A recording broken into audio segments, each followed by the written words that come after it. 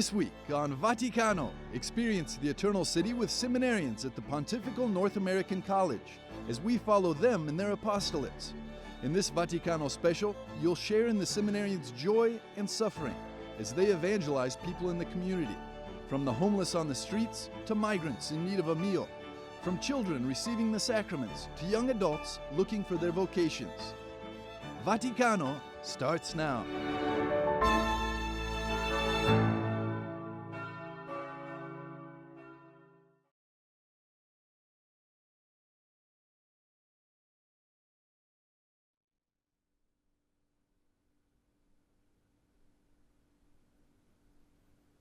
Seminarians are called to serve.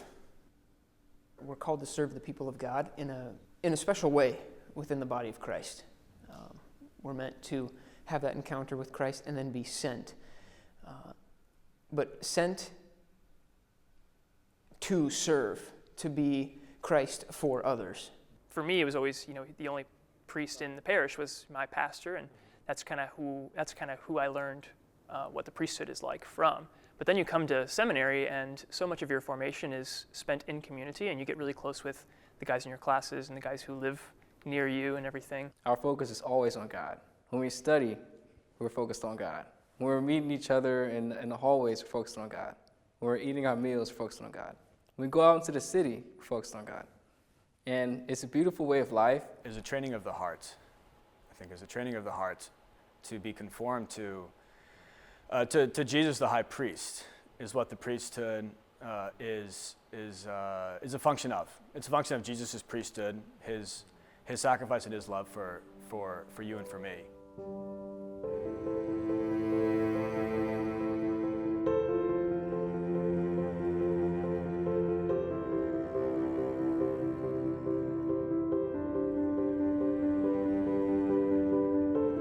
The priest is configuring himself in a relationship with Jesus Christ.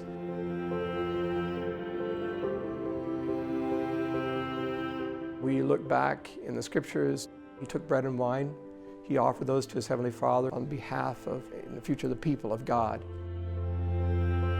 And then after doing that, and he said, "Take this and eat, this is my body, this is my blood," he commissioned his apostles to do the same. "Do this in memory of me."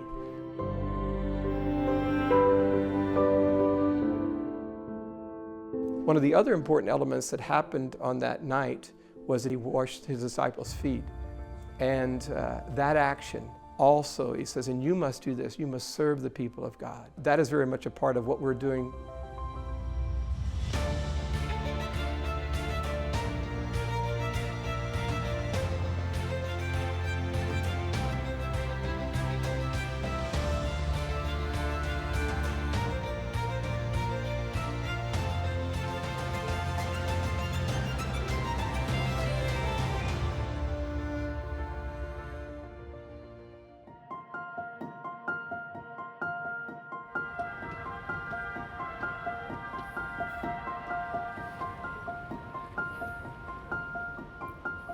An apostolate would go back to the work of an apostle when Jesus sent them out and said, "Baptize all nations." Especially in this world today, more than ever, we need to bring Jesus and the gospel message to people who are hungering and thirsting for that message. It's just harder for young men and women to hear the message of God. There are also distractions all over our society, noise, constant entertainment, and it's hard to settle and pray and be in silence, and God speaks in a whisper.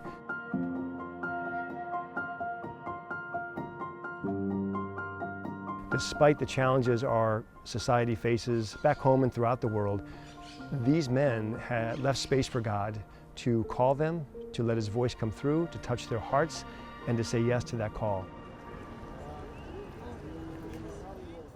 Those who might be watching this, that they understand that our men are really involved with the people of God, that we're preparing our men to be of service in a way that what we're trying to develop, their leadership skills, their compassion skills, obviously it's all tied up within their prayer, within their relationship with Jesus, personal relationship with Jesus Christ, but helping them to be men of God who want to serve the people of God.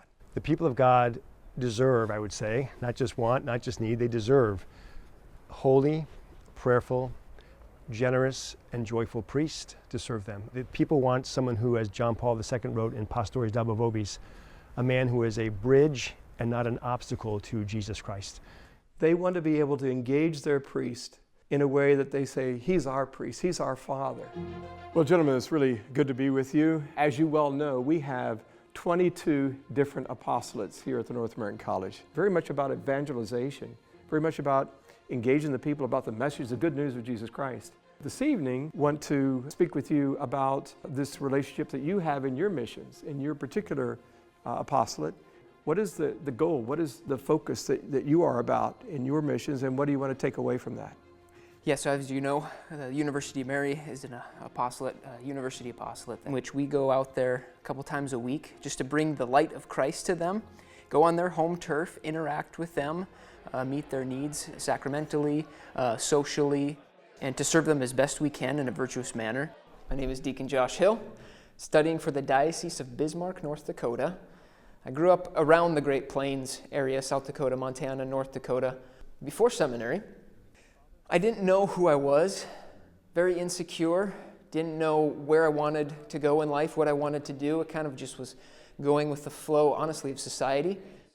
Yeah, I just considered myself as going to be married and have a family, but I never thought about the question of vocation. This university is, as I mentioned, in the Diocese of Bismarck, North Dakota, so it hits home, but in more ways than one, because in 2012, I was a student of the University of Mary, and I came to the Rome program here, and that's where I had my encounter with Christ. After I graduated, I was asked to go and serve on that same campus. And it was 2 years of being able to just give of myself to these students, which really began the process of forming certain priestly virtues of, like I was saying, a gift to self, making yourself available, and really finding yourself and losing yourself in a life of service. Then I entered seminary, and then came, after a couple of years, was assigned back to the University of Mary. And in a very beautiful, providential, full circle way, I'm now in the position that first influenced me back in 2012.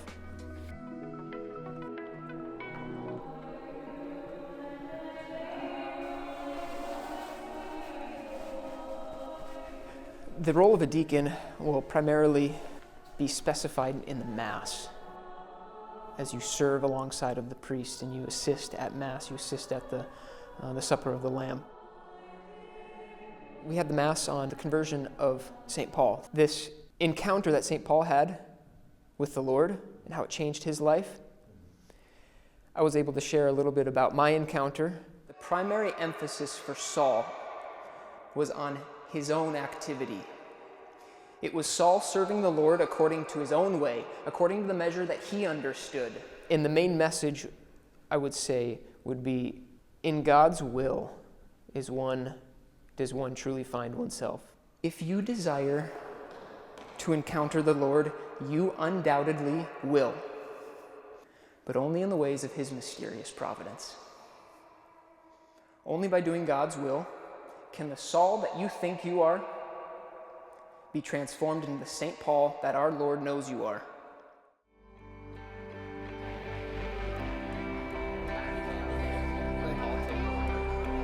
He came through this program and then is now, living out his vocation is so cool. And it's just very inspiring. I think that that it will be inspiring to myself and to all the students here that, that are searching for their vocation.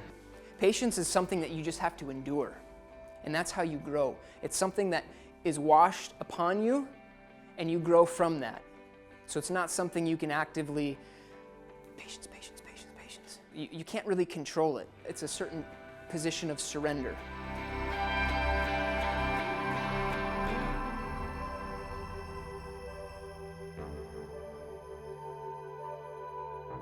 It takes an encounter with Christ, and it takes somebody who's been sent by Christ to then invite you to embody that other Christ-like figure and then invite you into a relationship.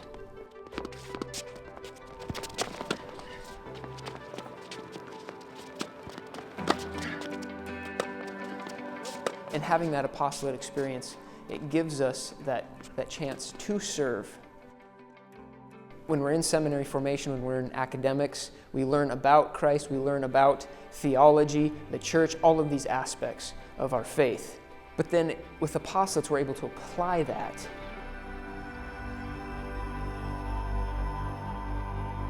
To see their thirst come alive in this city has been inspirational. It stirred actually the fire in my heart. They have a hunger and thirst that is just contagious.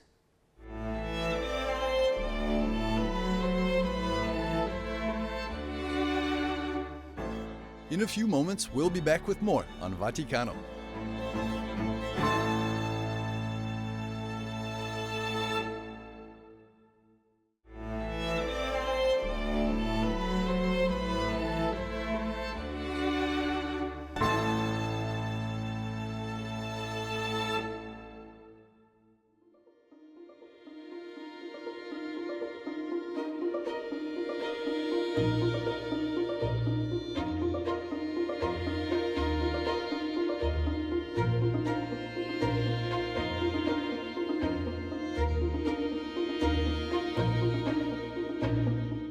My name is Chukwuma Odigwe. I'm from the Archdiocese of Washington. Before seminary, I had studied engineering at University of Maryland. And afterwards, I spent a year working as an engineer. I never really thought of seminary as something that would be part of my life. The priesthood was something that I was thinking of, but it wasn't something that was on the forefront of my life.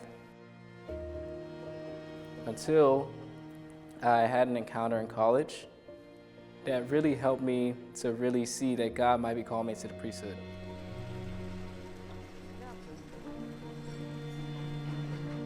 I go to the Gregorian University, so that's about a 30-minute walk into the city. We come here to take our classes in theology, but after, we often go to our apostolates.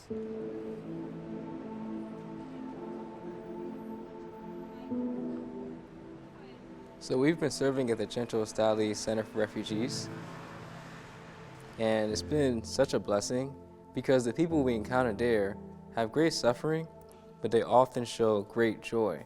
We've been able to serve meals for them, and in preparing those meals, the act is so simple, but many times we're reminded of how much a difference serving that meal can make in that refugee's life.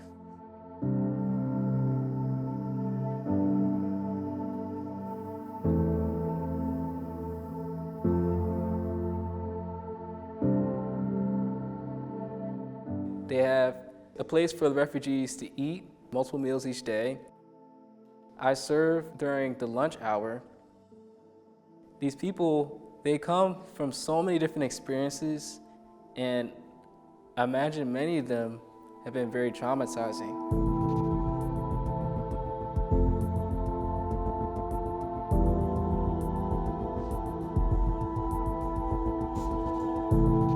But we know that they come from many different countries, many from countries all over Africa, some from Latin America. I think we met one, at least from Ukraine. And they all have various wounds. You know that they're far from home, and they come to this place seeking some sort of accompaniment. And so when they arrive at that center, what they really need is just someone to really accept them and to give them the meal that they need to keep going.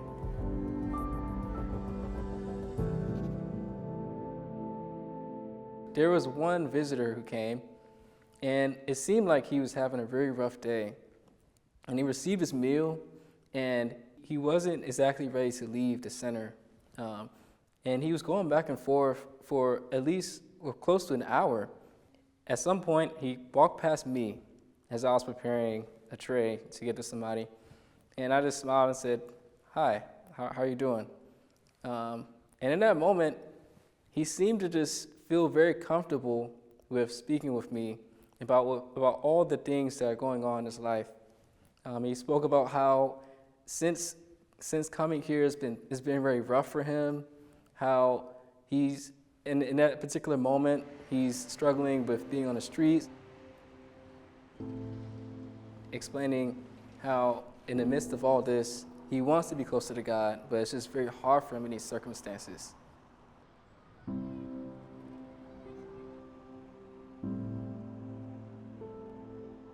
It's very important for us to remember that God is always with us in all of our scenarios and all of our sufferings in life. And that while we can be in different places, you know, at a new job, or we can be at a new high school, we could be in Rome in a seminary that's far from home, we always know that God is with us. And because we have God with us, because we have a Father always with us, there's always someone who knows us. I'm always surprised that many of them are so joyful. They're so happy that we're there. I remember one time I was with a fellow seminarian volunteer, and one of the visitors came in, and he just looked at the person I was with, and he said, "You are number one."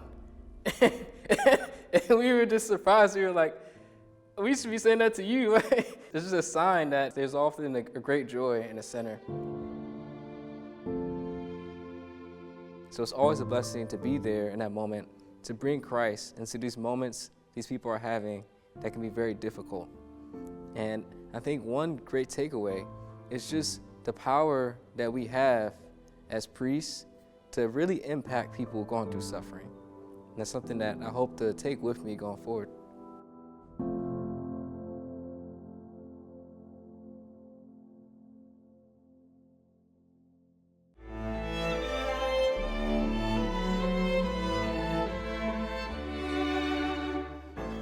We'll be back after a short break with more on Vaticano.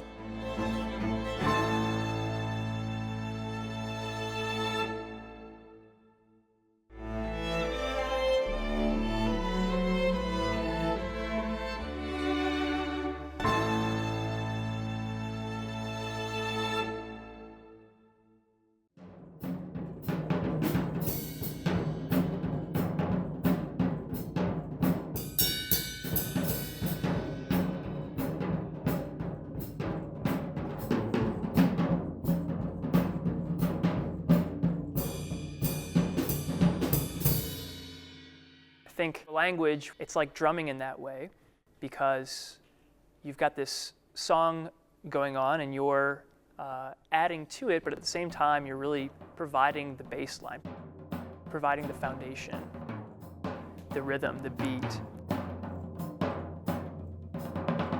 so that all the other instruments can kind of join around that and communicate an entire song to the people.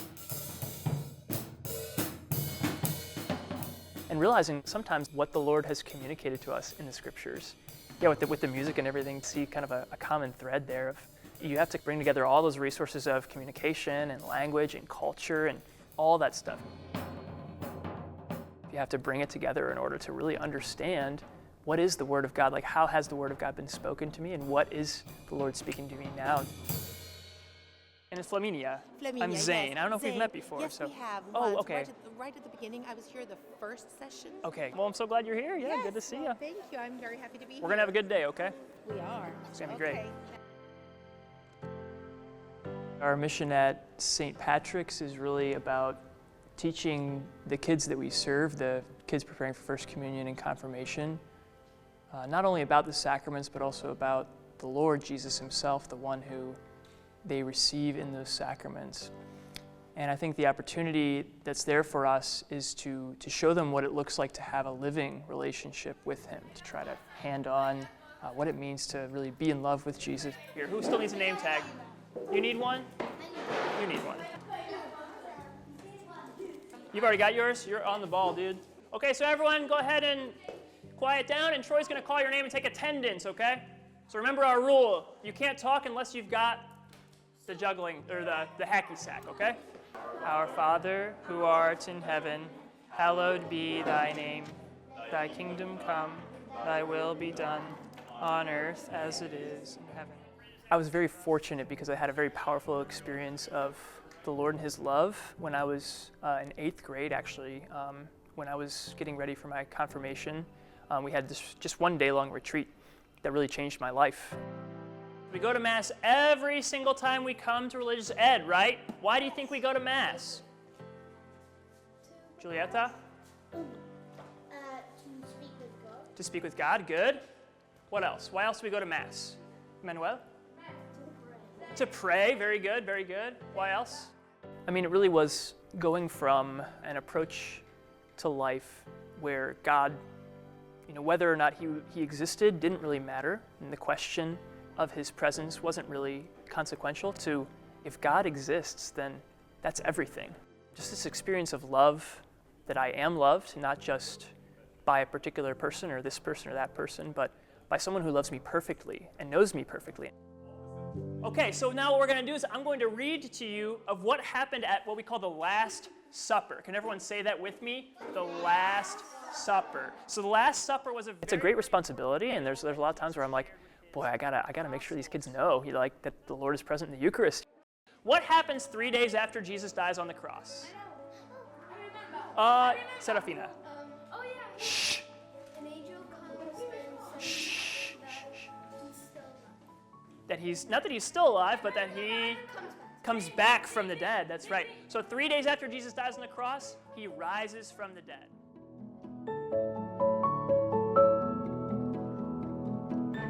Peter and John ran to the top. My son says they make it very interesting. It's very much tailored to their, I would say, to their attention gap as well, because you have to keep their interest. And actually, you have to admit that when we come, almost 4 hours, the time really flies.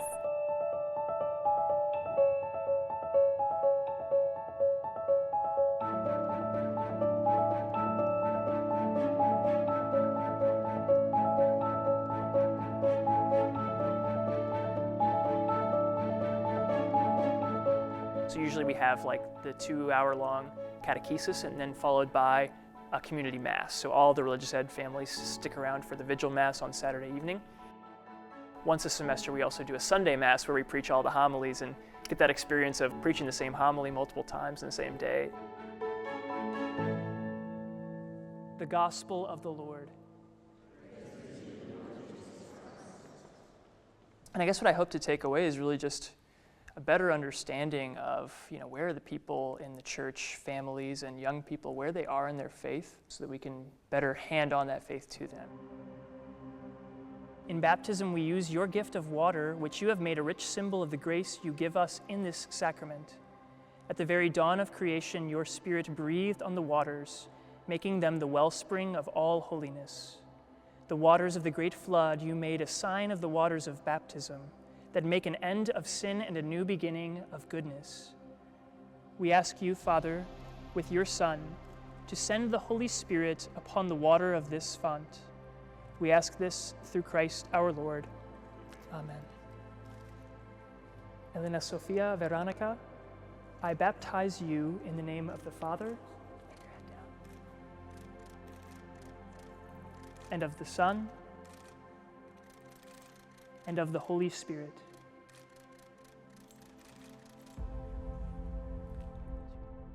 He now anoints you with the chrism of salvation. As Christ was anointed priest, prophet, and king, so may you live always as members of his body, sharing everlasting life. Amen. Amen.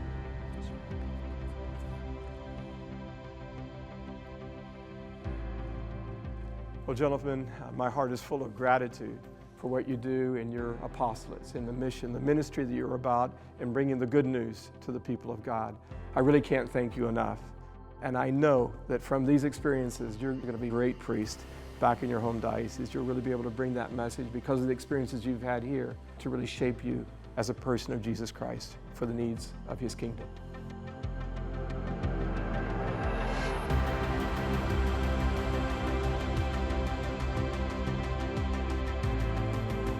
Enact's a great place to be formed, to be a priest. It's a constant conversion that needs to take place every day. It's that training of the heart.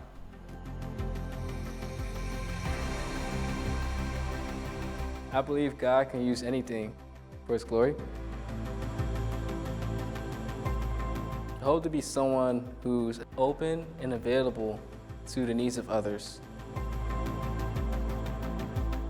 God is real, and if He's real and He loves me, that's everything.